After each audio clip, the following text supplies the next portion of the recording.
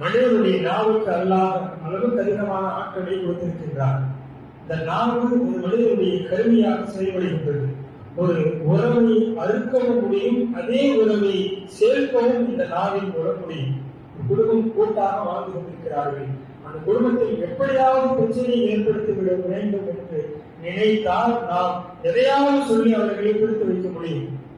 அதே போன்றுதான் ஒரு குடும்பம் பிரச்சனையாக இருந்து கொண்டே இருக்கின்றது.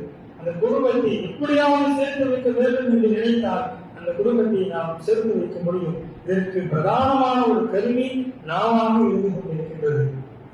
இன்றைக்கு விமர்சனம் என்கின்ற பெயரில் ஒரு தனி மனிதனையும் ஒரு சமூகத்தையும் ஒரு மதத்தையும் இழிவாகவும் தலைமுறைவாகவும் நாம் பேசிக் கொண்டிருக்கின்றோம். அதெல்லாம் நமக்கு சாதாரணமாகிவிட்டது.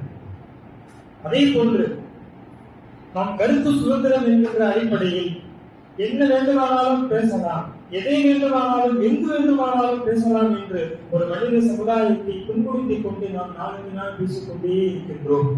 நாமையுடைய அந்த முக்கியத்துவத்தை கவனத்தை நாம் எடுத்துக்கொள்ள வேண்டும்.